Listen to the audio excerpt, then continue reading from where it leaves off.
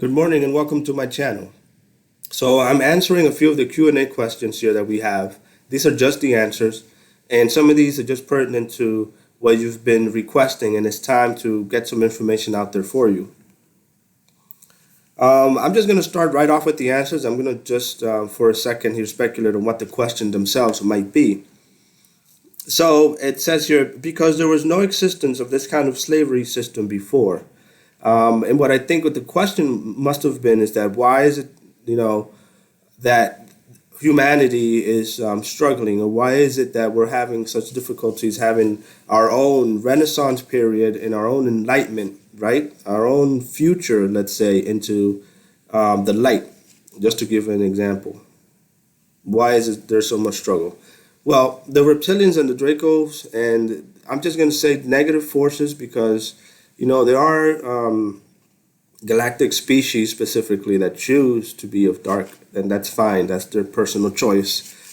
But in general, darkness, as it tried to conquer planets as it went along here and conquer civilizations and maybe even, solar systems, etc., they mastered their craft as they went along.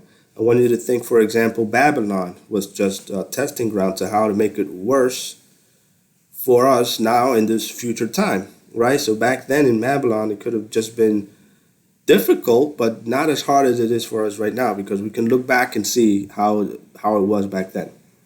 In any case, they've mastered the craft as they went along. So the beings that were able to liberate themselves one way weren't so that method wasn't so helpful when they tried and conquered other planets, all right, in the similar vicinity of the solar system or the galaxy or wherever they might have been. So they mastered the negative craft of enslavement as they went along. And here we are on Earth with all of the knowledge of slaveries bestowed upon us. And it's not that it won't be difficult to get out of. It's just that we have, technology, we have, ways and means for them to keep us enslaved. And it's just a mastercraft of slavery that they have. It doesn't mean that we won't come out of this. We will, but the process will be difficult, will be not difficult, but different, and requires a lot of effort to bring forth a solution to this. Okay. And it's now they continue to kind of on that slave system question thread. They continue to say, so it is easier to ascend or develop higher states of consciousness within a short period of time. So because of the slavery system was different and less refined in earlier periods of time, I think about maybe the Orion Wars or something like that, they found it easier to reach higher states of consciousness as they liberated from this slave system. Okay?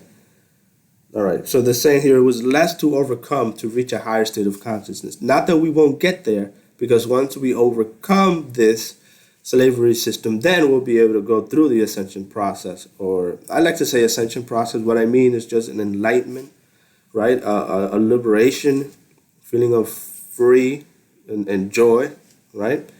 And I just to put that all in just what ascension is, which it isn't, right? It's more than that. Okay. Now, the beings that you asked for help specifically are even answering you right now and giving you the reason why they're not here, okay? And they're saying, not all desire to help like these ones, because you can fall even from the highest places, can you not? So they're not willing to take their higher consciousness and drop down into a 3D body to help, because you can get stuck in the slave system. So, they're very weary, just like anybody would. In any case, you can think of yourself as going on a journey on a boat, and you're journeying through, like Christopher Columbus, and you're going to places that you would never think were possible. Like, will you be brave enough to take that risk and for reward, maybe, for gold or whatever the reason was for them back then? Well, I would say no. And this is what they're saying. They're saying, I skip. I'm going to just pass on that one. But a lot of very brave souls said, you know what, I'll take that risk. I'll come down here and I'll help you out. All right. So whoever's out here thinking that, oh, I left my father, I left my sisters, I miss my brothers, and you're down here because you were brave enough to say to yourself, you know what, we need to fix this. And even if I do get stuck here, I still want to say that I tried and I did the best so I can get Earth liberated. So you should pat yourself on the back for that. All right.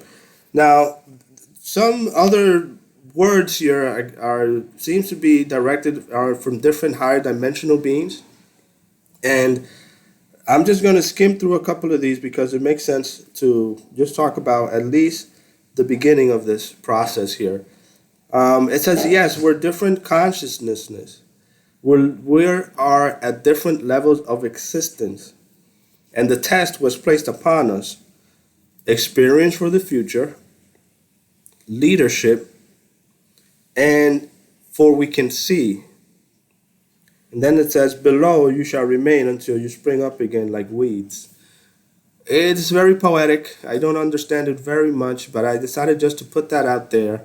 It felt right just to at least talk about that in some way. When they say that there are different levels of consciousness, they're saying that they exist in different levels: 3D, 4, 5, ad infinitum. It just goes all the way up. And you can embody a certain characteristic of a dimension that you lived through at one point in your existence. So if I am a 3D human and I said to myself, I want to embody the energy of what it feels like or what it felt like now as my 5D Pleiadian self. And then you begin to put your shoes on and tie your laces so you can embody this 5D existence, if that makes any sense. Now we're going to move on to something even more interesting. So towards the end of May, beginning of June, the 30-day gap, I'd say, between middle of May and the middle of June, a Draco Reptilian was captured. Now, this Draco Reptilian was wanted to have some kind of immunity for himself and from others that he was captured along with. So he gave us some intel on certain places on Earth where we might be interested in going there to clear up. Okay? So when the galactic forces and the Earth Alliance went to these places, it turns out that his intel was wrong. He was buying time. Okay? Now, when these higher dimensional beings realized that he was buying time and that this was bogus, we're putting Earth Alliance and Pleiadian galactic forces' lives at risk for that, I'm just going to give you a brief report of what two Pleiadians are saying that happened so that you understand how we treat these Draco Reptilians. Okay? So they were housed in a crystal clear glass containment, and there were two Pleiadians standing guard 24/7. And yes, they do have laser weapons. So they were standing guard there. And what their report says was the following. They heard a sound hit the ground. They looked at each other. They looked down. The laser weapon was on the floor. And when they looked over at the glass containment where this Draco was housed, he had a hole right here. Okay? I'm not going to get into the details of what happened. But these beings can do that. It wasn't the Pleiadians. All they saw was a laser weapon on the ground. They looked at each other, and when they looked at the glass ceiling again, that glass containment, a little Draco friend was gone. Okay? So that's what happened. So if you think you had one last Hail Mary, one last being that was going to get you out, guide you through this messy cleanup of dark forces on Earth, then you're about 3 months behind the 8 ball. Okay? So I'll leave you with that. Hope you guys have a good rest of your day. Thank you for watching my videos.